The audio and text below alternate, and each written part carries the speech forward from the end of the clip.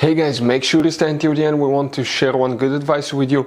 That way you do not end up being stuck in the middle of nowhere and you don't end up spending thousands of dollars in future repairs.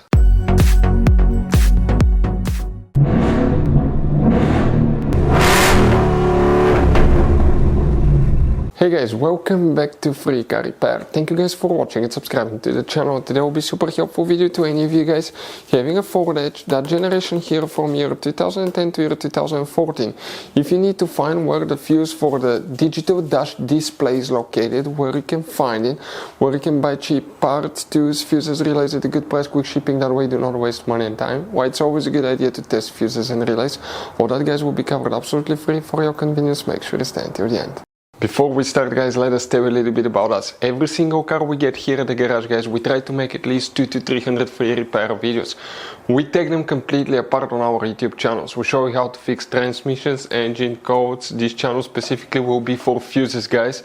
And we have more than 14,000 free repair videos on our YouTube channels that can save you thousands of dollars in future repairs.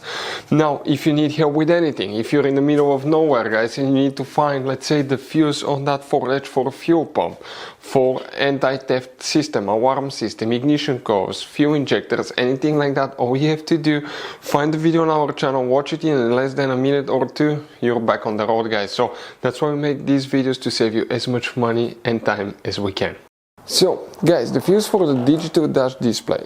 I mean, we're talking about guys, okay, that display right here, the digital dash display. I think we have a better picture, okay, with that one right here. Now, if you own that generation guys, Ford Edge, you have many hidden fuse boxes that most people do not know they exist. We will recommend to check out the video on our YouTube channel about fuse box location. Check it out. What we need to do, open the driver door, and here guys, okay, underneath the dash on the driver's side, that's your parking brake paddle. On the back side of it on the left, you have a cover. Remove that cover and you're going to find a fuse box with a layout like this one. Before we continue, let's explain quickly why it's always a good idea to test fuses and relays. So let me explain why it's super important guys to test fuses. Fuses, not often you can see if they're burnt or they're good. Sometimes they may seem perfectly fine, you think it's a good fuse, you put it back in and you end up spending money and time on parts and problems that do not exist guys, when all you had to do, test your fuse, find out it's bad, replace it, fix your problem. So we will have a video how to test a fuse, okay, different kinds of fuses, and how to test relays guys. We're going to put the link in the description of the video below specifically to that video. Please check it out. So guys, there is one fuse that we need to check now, and that fuse controls the instrument cluster known as instrument panel. Some people call it gauges, some call it speedometer, some call it the digital dash display. Multiple names guys for that.